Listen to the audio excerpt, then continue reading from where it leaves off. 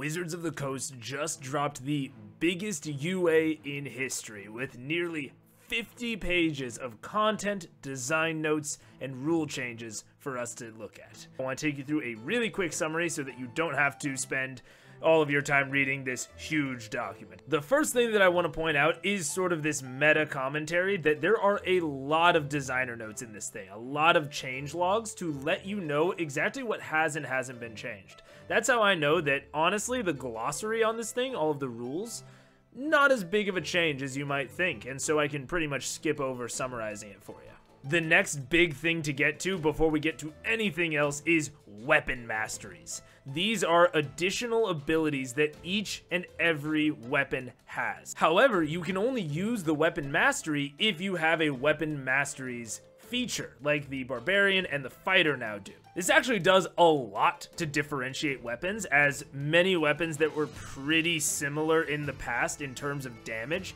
now have these different mastery abilities that really differentiate them within combat.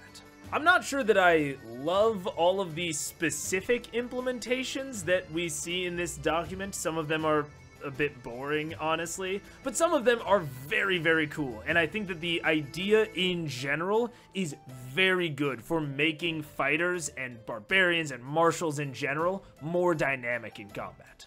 And to get into some of the martials, Barbarian is fairly unchanged. They shuffled around some of the abilities, made some tweaks to the power levels, and they made Rage a little bit useful outside of combat, but overall it's still the Barbarian you know and love. Fighter isn't that changed, although they didn't have much to change, to be honest. It's a couple of shuffling around, and they interact with the weapon mastery feature more than anyone else. So not only can they start to get more weapon masteries, they can also switch them in and out on a given weapon, and eventually they can have more than one weapon mastery on a single weapon. Very cool, and I think it will create a lot of dynamic play with fighters specifically. Sorcerer is fine. They made meta magic a little bit more usable. They gave you more spells known. These are just direct buffs, which are fine.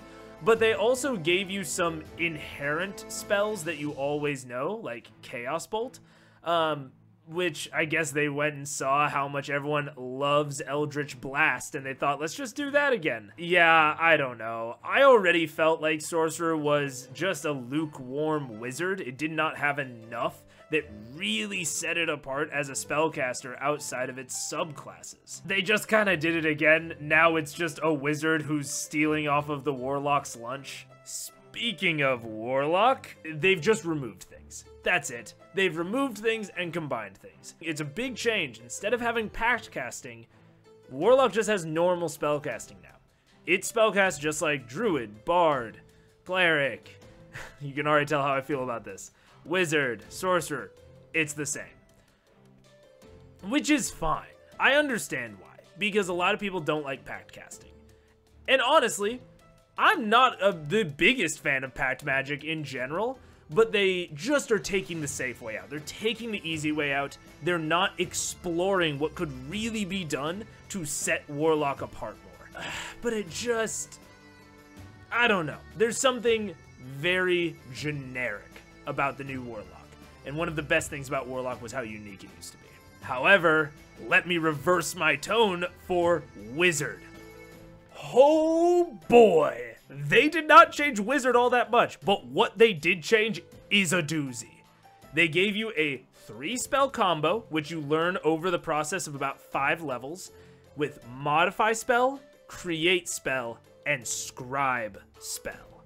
By level 9. You can pull off this trio, and what this allows you to do is modify an existing arcane spell, so you just improve it in some way.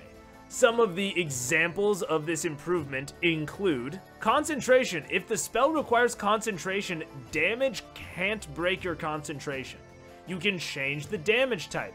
You can increase its range by a number of feet equal to 30 times your wizard level. If the spell lacks the ritual tag and has a casting time of at least 10 minutes, give it the ritual tag. These are incredibly powerful modifications. And you remember when I said that it's a trio? What do I mean by that? You modify the spell, you hold it in your mind. Then you cast the spell, create spell, and you can copy that modified spell as its own entry into your book. That means that you can just have it there permanently modified, permanently improved, to clarify. And then, if you wanted, you could then modify that entry. Hey, editing Jack here. So, I actually got the wind taken out of my sails a little bit on this one. When you create the spell, it does turn it into a wizard spell specifically, and modify spell says that it can only be modified on arcane spells. So this like fun power creep combo that I was talking about doesn't really work, but I still do like the design direction, just not as much as I did on initial recording. And that's it.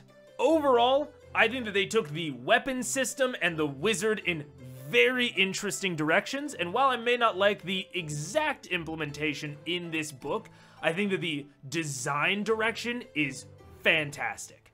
Warlock and Sorcerer, I'm a little bit less excited about. I really hope that they take the opportunity to experiment with them a little bit more, give them some more interesting things like they did with the wizard in this UA.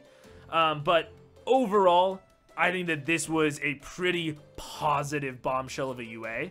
If you want to read over it in all of its gory detail, I really recommend it. There's a lot of interesting stuff there. I didn't go over any of the specific weapon masteries, and there are some interesting ones. But I will leave that to you, and I'll see you next time.